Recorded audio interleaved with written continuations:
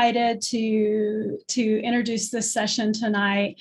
Our session is Disparities and Bleeding Disorders. Where have we been, where we are, and where are we going? Tonight's session is being simulcast in Spanish. If you would like to access the Spanish translation, please click the globe at the bottom of your Zoom screen and select Spanish. La sesión de esta noche se transmitirá simultáneamente en español. Si desea escuchar la sesión en español, haga clic en el globo terráqueo en la parte inferior de la pantalla de Zoom y seleccione el idioma español. Thank you, Tatiana.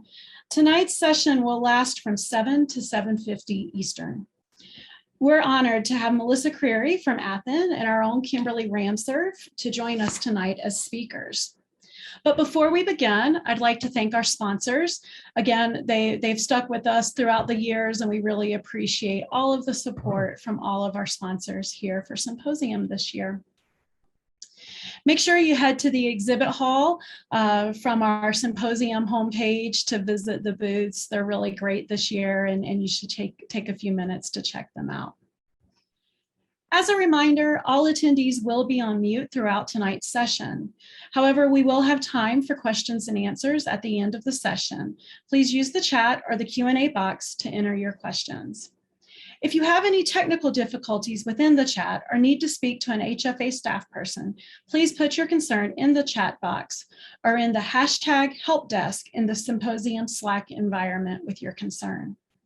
With that, I'll hand it over to Kimberly and Melissa, and thank you so much again for being with us this evening.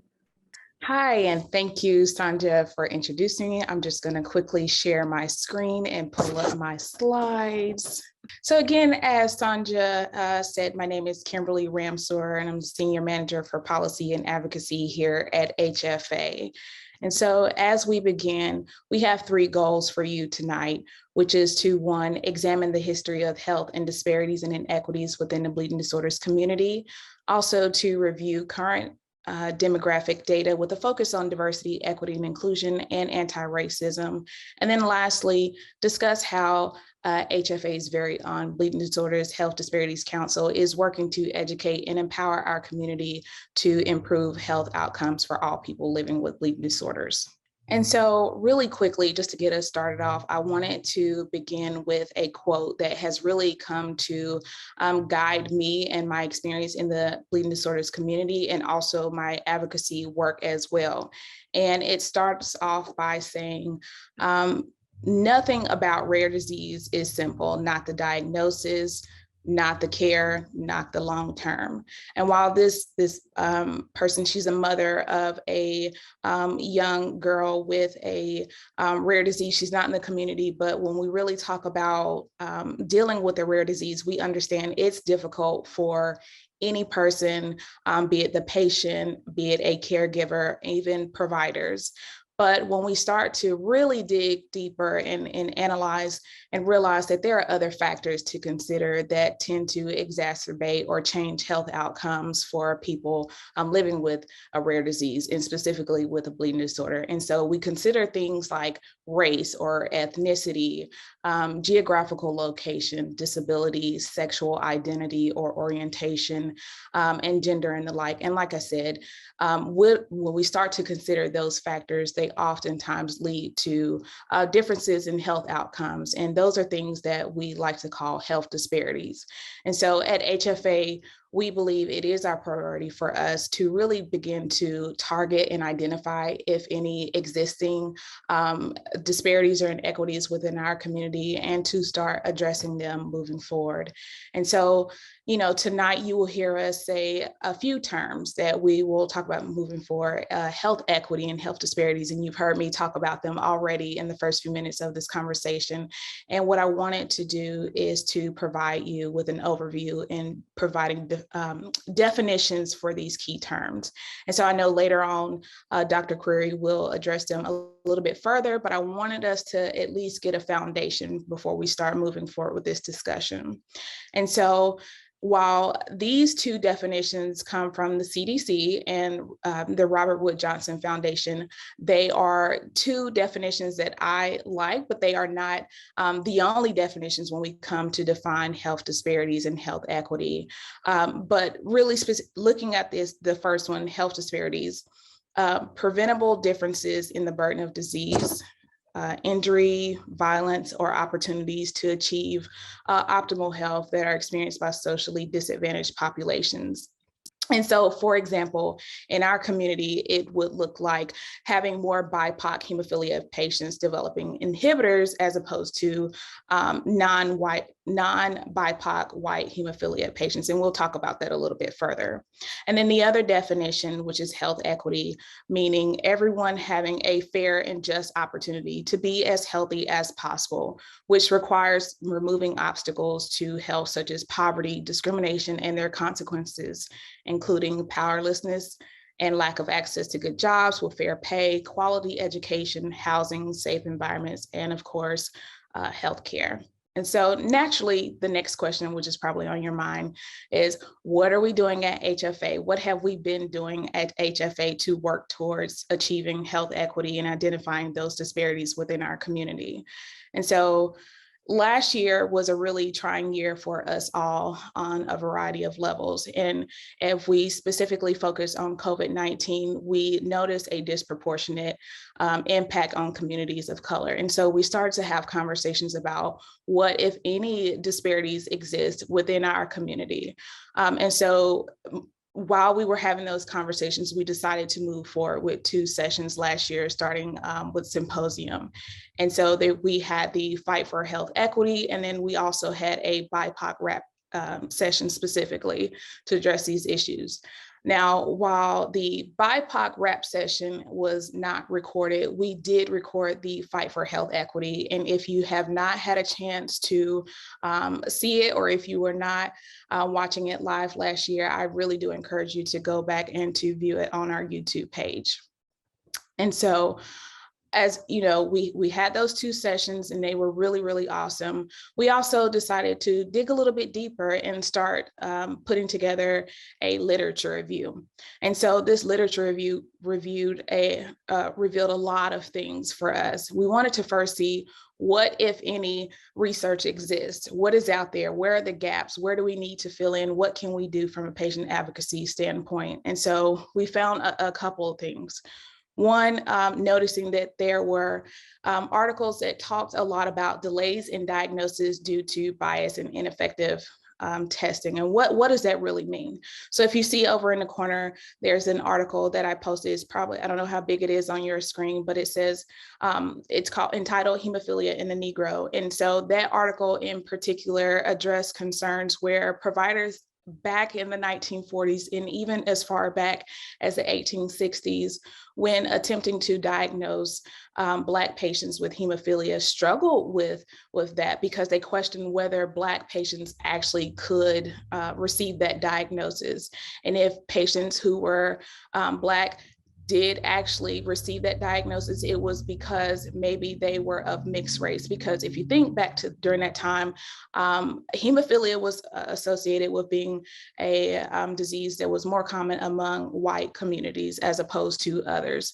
So at the time, the research and the science then led them to believe that there was some issues with giving this diagnosis to those patients. And for those that did not get those diagnoses, even if the science, the tests and everything and the symptoms led them to believe that it was hemophilia, they would often say, give it another a diagnosis, maybe like a faux one instead. And so if you think really deeply about that, how that would impact your care, if everything said that you have a certain disorder, but people didn't want to believe that you had it based upon your skin color or your ethnicity, what that means for your treatment going forward. How does that hold up your disease management? And so the other one was ineffective testing. And this specifically, we found articles that addressed dealing with VWD and how differences in testing and assessing factor levels for patients who have VWD, how they differ depending on your race or ethnicity. The other thing we found was articles on differences in treatment. And so the example that I provided is where we saw where fewer African Americans and Hispanics received immune tolerance therapy at with lower success rates when compared to white inhibitor patients, which leads me to my next point, seeing higher incidences of inhibitors within communities of colors when we look at our hemophilia patient population. And so just a few other things that we have been doing at HFA. We have developed a diversity working group. And so this is more of an internal group, and we recognize the only way that we can begin to start addressing health equity and health disparities within our community is to start within and assessing and evaluating internally how we are doing. The next thing we did was have a community and staff survey, just really, not just evaluating from our own internal standpoint, but wanting to get some feedback from the community as well. We're also working with external organizations like NHF and another one called the Rare Disease Diversity Coalition, where we are specifically addressing these DEI issues and health equity issues within rare disease overall, and not just bleeding disorders, because we learn, a lot of the issues that we see or challenges that we face within bleeding disorders, a lot of times we see them as well in other disease states. So it is good to learn from others and how we can grow and work together. And so lastly, we developed the Bleeding Disorders Health Disparities Council, or the BDHDC, and it's in two parts. We started with a focus group, which took us back to the community and staff survey, where we took a deeper dive to understand the results that we received, as well as how to make some changes going forward and actually start to put together our goals for the overall working group. And then lastly, we did have the working group, which recently met and started to put together those actual processes for how to achieve the goals that we have set. And I want to make sure that, we are clear in that, we understand that health equity touches on, encompasses so much and touches on many communities. And there's many ways in which you can come at this. But what we realize is that to better serve the community and address this sensitive topic in the way that in which it deserves, we were best suited to go about it in an organized manner. So if you've noticed that some of the information that I shared tonight is from the lens of a racial or ethnic approach, and it is intended that way, but we also intend to grow and look at it from other lenses, as I mentioned earlier, from a gender standpoint. We understand there are differences and variances in diagnosis and care and treatment moving forward. A lot of our community members may have experienced issues based upon sexual identity or orientation, and we do intend to address those moving forward and grow and evolve. So I want to take us to our goals moving forward. So through the BDHDC, and of course, working with community members like you as well, we have put together 4 goals for the next year. And so they include increasing awareness of health inequities and disparities, offering patient-focused solutions to combat health disparities, and increasing the engagement of communities of color within HTCs and also local member organizations. And so now you've heard me talk about where we have been and where we hope to go, but we're missing one element, which is where we are now. And so that's when I turn things over to Dr. Creary. Thank you. Thank you so much, Kimberly, for this invitation. Thank you to Hemophilia Federation of America for inviting me to have this time with you all. And thank you all for attending. It is amazing for me to see that it's 7:15 in the evening, at least on the East Coast, and to see as many participants that we have. And what that tells me is that there is a commitment to learning more about this topic and a commitment to serving your chapters and your community in the best ways that you see fit. So kudos to all of you that have showed up on a Wednesday evening to hear more about health disparities. I am Senior Director in the Office of Public Health Initiatives at Athen, that's American Thrombosis and Hemostasis Network.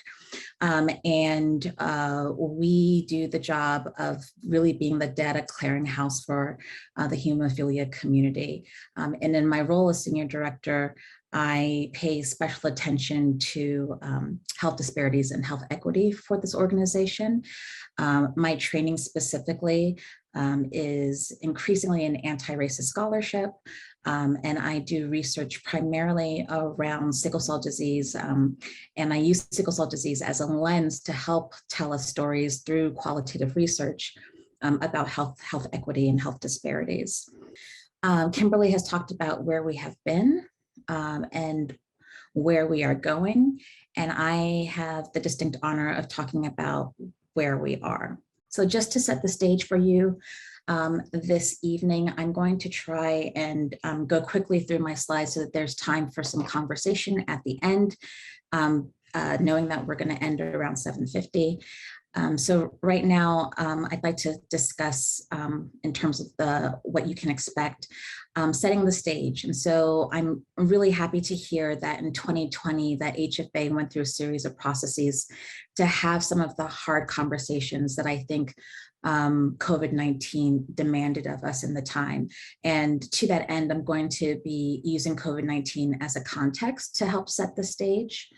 I also want to kind of reiterate some of the things that Kimberly was talking about in terms of a focus on race.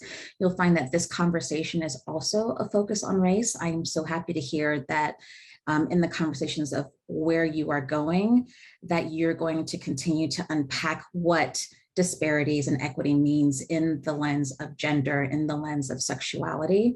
But for the purposes of this talk, mostly it will be around race and racism.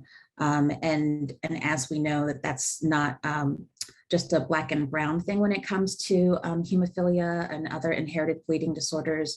It also affects Asian communities and Latinx communities and in smaller numbers, Native communities. So keep all of that in mind as we move through the presentation this evening.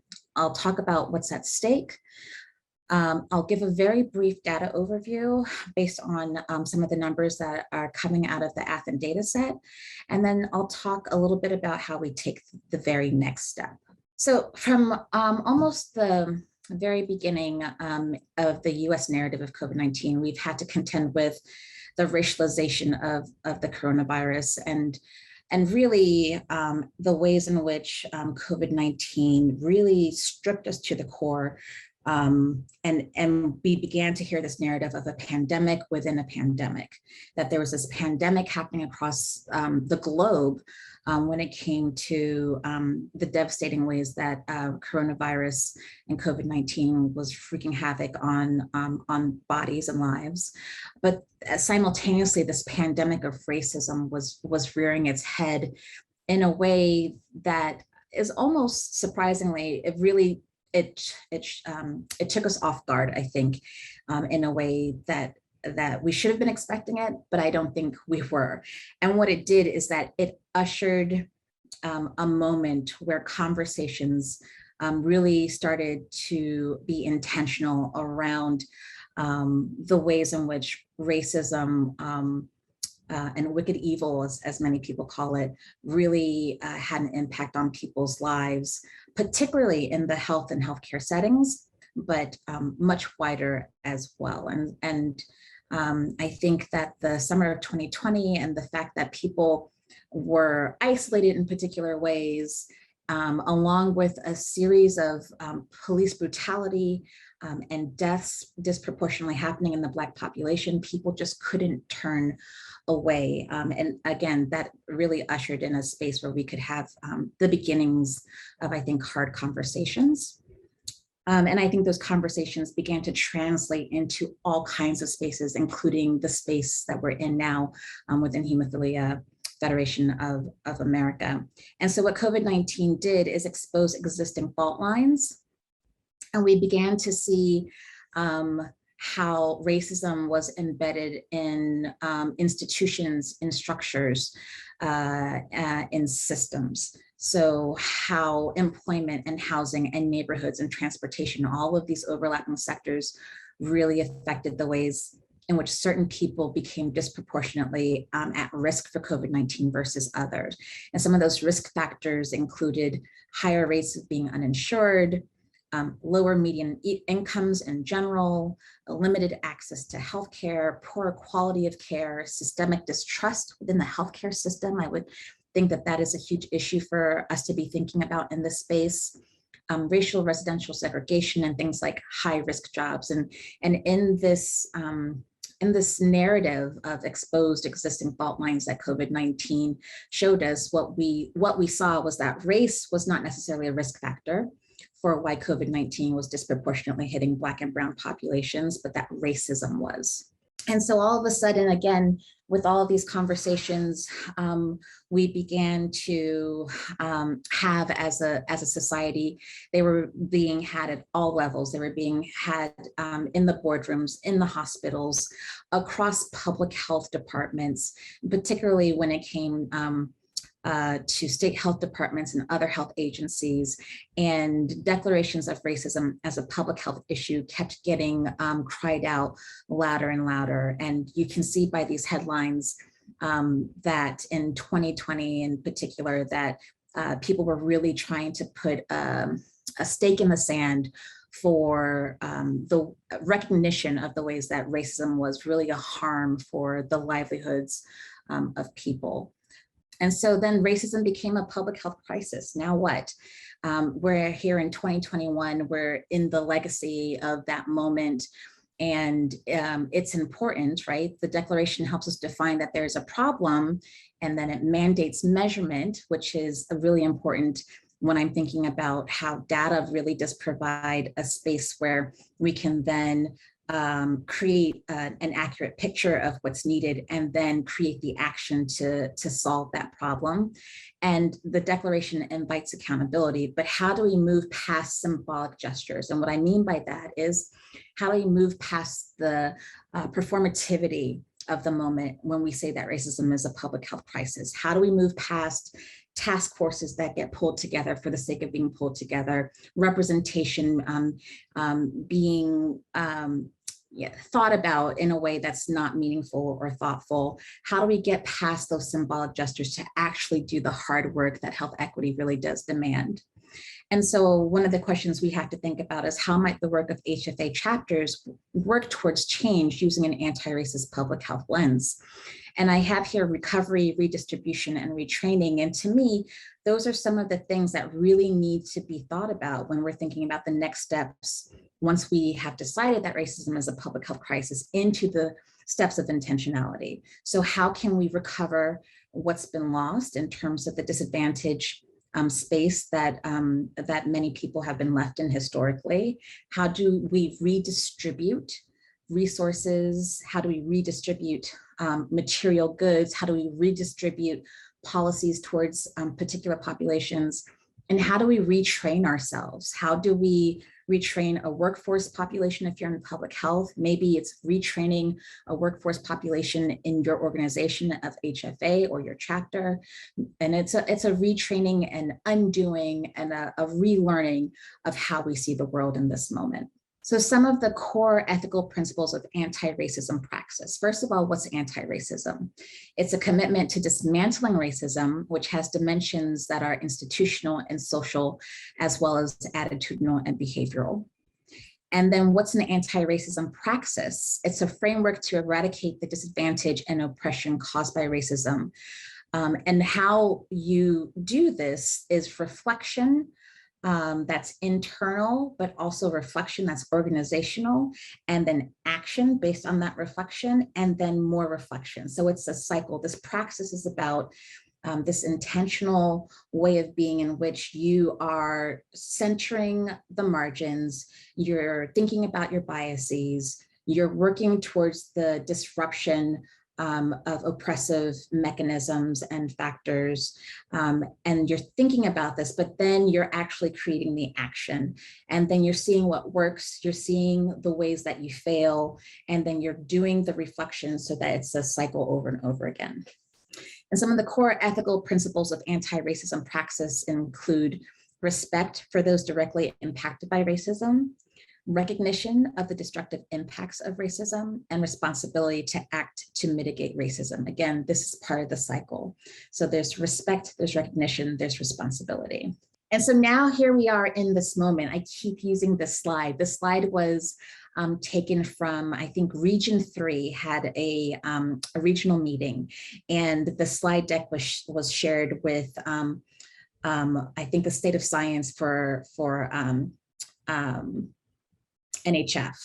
And I really loved this slide because it showed in 2019, right, which is not so long ago, we have this a charge that's in the literature speaks to us and says, to the best of our knowledge, no study has specifically examined for health inequities in this patient population. This patient population is inherited bleeding disorders.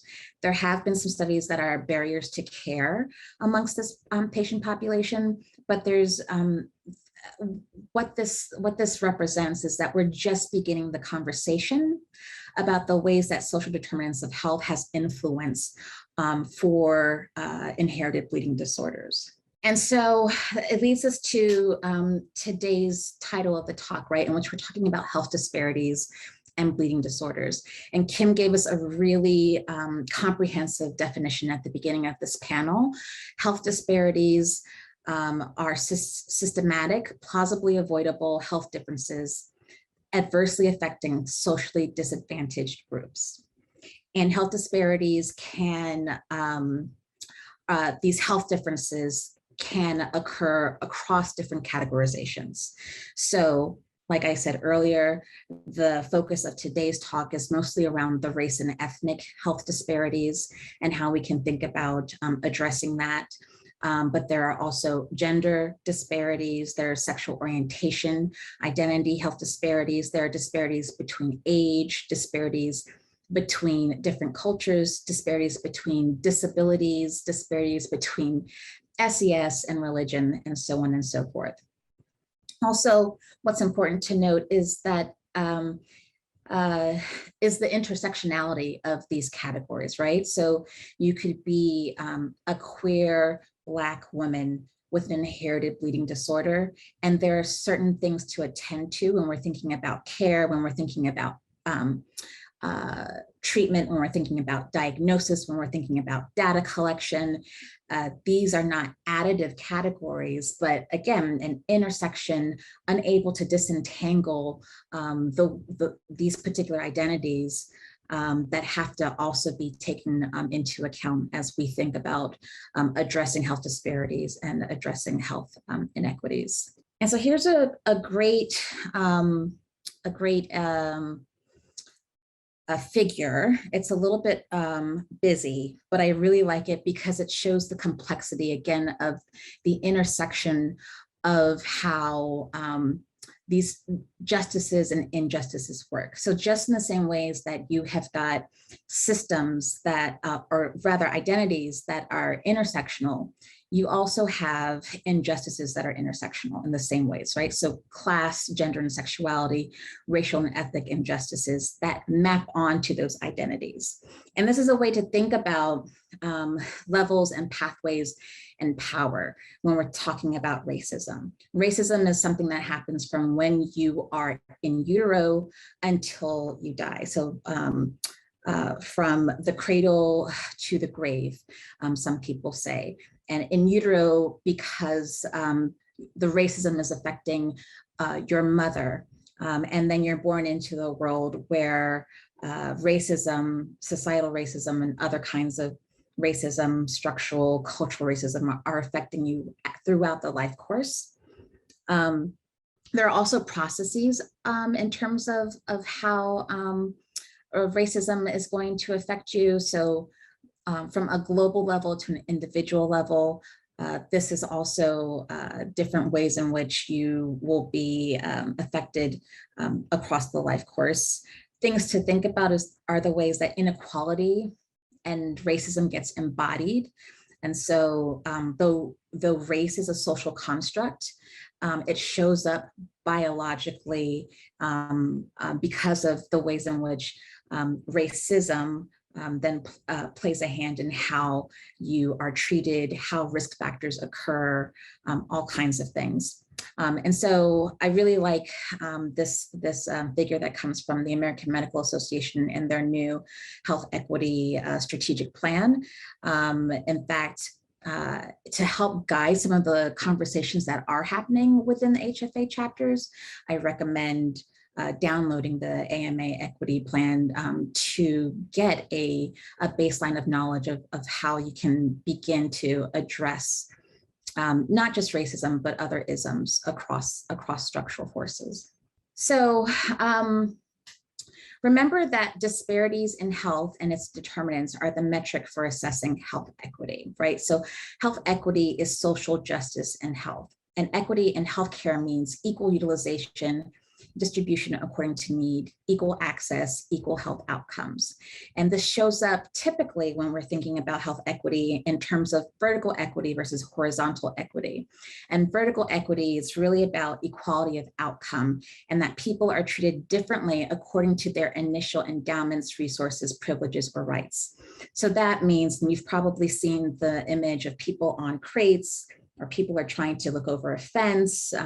There are all kinds of different depictions of equity. And what it means is, depending on how you were born into this world, those initial endowments and resources and privileges, and some have more privileges, some have less, that we redistribute the resources to level set to make sure everyone gets to the same kind of outcome. So now I'm going to transition it and talk a little bit about the data that's in the Athen data set. And here are some important caveats.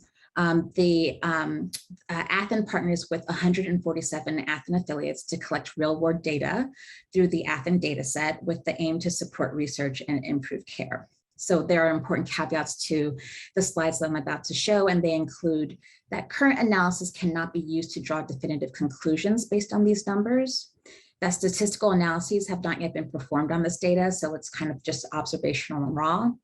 An Athen data set is abstracted from information entered into Athen systems from those individuals who have agreed to share their anonymized data. So that means that just because you go to an HTC, you may not agree to share your anonymized data. So it's not a full picture per se of everyone in every HTC. So here in this first slide, we have insurance types among people with bleeding and clotting disorders. And in a nutshell, what we take away from this slide is that there's a higher proportion of people of color on Medicaid, so public insurance paid for by the government, as compared to white Caucasian individuals, with the exception of Asian American and Pacific Islanders. So you'll see that AAPI, racial category, and white Caucasian categories share the same 21%. Outside of that, what we see are much higher proportion of populations that are have a different race or ethnicity that are more dependent on Medicaid as their primary insurance source. And we see this a lot in other rare disorders as well. You can think about how expensive a rare disorder is. I'm thinking specifically about sickle cell and how the majority of sickle cell patients are also on Medicaid. Here's a distribution of sex and hemophilia severity by race. So on the left with the barcodes that are horizontal, we see the percent of women with bleeding and clotting disorders. And what that slide shows, or what that section of the slide shows, is that fewer proportion of Asian and Pacific Islanders and Black African American females in the Athen data set compared to other races are women. So there are more women with bleeding disorders who are American Indian, who are Latinx, who are mixed, and who are white Caucasian. So the numbers that tend to skew lower are Black African American and Asian American. And then on the other part of the slide, with the combined hemophilia severity, what we see here is that more Asian and Pacific Islander populations and Black African American individuals in the Athen data set are diagnosed as severe as compared to other races. So what you'll see here in the dark bars are mild mild hemophilia, the green bars are moderate hemophilia, and then these blue bars are severe hemophilia. And the blue bars are representing the taller the bar, then the higher percentage of people within the data set have severity. And what we see is that compared to whites, compared to mixed, compared to Latinx, and compared to American Indian, that Black and AAPI populations show up as more severe in the Athen data set. And so for this slide, we're talking about treatment regimens and hemophilia A therapy by race. On the left side of the slide with just the singular green large bars, what we see here is a higher proportion. This is discussing the percentage of patients on prophylaxis. And so what we see here is that there's a higher proportion of patients of color on prophylaxis as compared to white Caucasian individuals, even when adjusted for different severities across the races. And on this side, in which we're seeing hemophilia A therapy class, there's a higher proportion of Asian and Pacific Islanders and Black African Americans and mixed race individuals on newer therapies as compared to the other races. So that's some interesting data for you. And so I'll end this really quick wrap up of data with showing you a slide about I can never say this word, representativeness. So we're comparing the Athen data set to the general population, and we're getting that general population number from the US Census Bureau. And so what we see here is that in the general population, that there's 60% white Caucasian people, and in the Athen data set, there's 68%. So there's an overrepresentation of white Caucasians in the Athen data set compared to the general population. But if you look otherwise, you'll see the opposite, that instead of overrepresentation, there's underrepresentation as compared to the general public or the general population. So in the general population, that there's 12% Black African American, but in the Athen data set, there's 9%. For Latinx, there's 19% in the general population, 16% in the Athen data set. So that's just something to think through in terms of a lack of balance between what's seen in the general public versus the Athen data set. And that just speaks to the number of people that are being seen in the HTCs. And it also speaks to the people who are agreeing to submit their data anonymously to the Athen data set. It also speaks, I think, to an underlying issue of access and care and privilege, right? So who has access to the HTCs? Who's showing up to the HTCs? Who's being enrolled into the Athen data set? Who may feel more comfortable being enrolled or being asked to join the Athen data set? And so that leads us to talk about limitations of data in general, and how is the data being collected is something that we should ask. What does it say about access? What are the incentives to participation? How are relationships being developed such that there's robust numbers across the racial groups in order to make good comparisons? And it's important to know that data is full of tensions and complexities. So we have to analyze the data that we have, but we have to discuss what's missing and why. And we have to also understand that the data show numbers, but underneath, it's not just about numbers, it's about people and communities and lived experience. And also we have to remember that there's not just one experience of any race, right? No race is monolithic. So everyone's going to have a completely different lived experience that may contextualize or problematize the numbers that we see. So one of the things that I am really a proponent of is making sure that quantitative data is matched with qualitative data. This is a slide about how we can talk about centering the margins. Data do not speak for themselves. Data is not a historical or a political. And one of the things I'd like for you to think about is your own personal interest in potentially getting involved in data and in research projects, especially if they are qualitative, especially if they're storytelling initiatives. I am particularly invested in community-based participatory research in which the community helps design and prioritize the research needs. And that community can look all kinds of different ways. And it's important for us to understand that community voices are the expert voices. So when the next slide is interrogating inclusion. So when people ask you to be involved in task forces or work groups or whatever it may be, it's your job as community members to insist that your voice is just as equal as a physician's voice, that you have just as much to bring to the table as anyone else. And to know that when we're thinking about inclusion in initiatives and research projects in hospital task forces, that these initiatives must acknowledge exclusion and they must be relational and not transactional. I know that I'm running over. I'm going to pretty much end here, and that there are underlying values and principles of health equity and health disparities.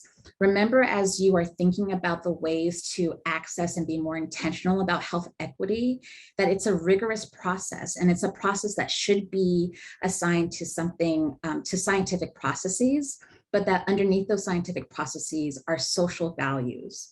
And so those values underpin the ways that we think about the importance and principles of health equity. And these are some of those values. All people should be valued equally. Rights to health and a standard of living adequate for health are important. Resources needed to be healthy should be distributed fairly. These are just some of the underlying values that help us think through the process of getting closer and closer to health equity.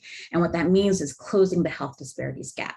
So I will end here with a reminder that praxis is about reflection, and then action, and then reflection again. And so I think that 2020, as I stated in the beginning, has ushered us into this moment where people are being intentional about the ways that we think about anti-racism and think about difference and think about the way that people should be treated and included. And all of that needs to be along the lines of respect, recognition, and responsibility, owning the things that have occurred in the past, actions to help rectify it, and understanding that you're going to fail, and then having those conversations over and over and over again. So I'll end there and say that Athen Data Summit is coming up pretty soon, next week. And if you want to hear more about health equity, I have organized a fantastic health equity panel that's happening on October 29th from 12:30 to 2:45, and that will include the research director from the American Medical Association and their Center for Data Equity. Also, we've got members from Athen, myself, and as well as Carrie Norris from NHF will be also a part of that health equity panel, and we would love to see you there. I will end there. Thank you for your time. Awesome. Thank you so much, Kimberly and Melissa. We'll try to squeeze a few questions in here before the end of our session, but really appreciate both of you and your expertise this evening. I'll start with a question from the Q&A, and it says, looking at the numbers of women with bleeding disorders skewing lower, do you believe this is a lack of access to appropriate care and diagnosis for Black, African American, and AAPI women? And how do we shift this? I think that there is an assumption that has to do with lack of access, absolutely. How do we shift this is, I think, the more important question. I think how do we shift this is about, I think, intentional outreach according to where you are. If that's an important group that you think needs to be included, as we can tell that there is there is space for access to be increased for that particular population. So are you going into these communities? Are you speaking the language that's being spoken in those communities? Do certain communities know that you even exist? What kind of outreach is happening if you're interested in Asian and Pacific Islander populations and African American Black populations?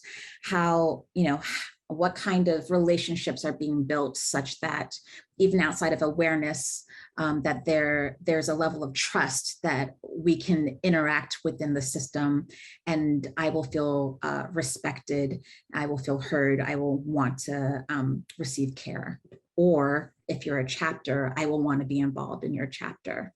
That actually segues nicely into another question that asked, is the Athen survey at HTCs offered in languages other than English? And then how often is the data reported back to Athen?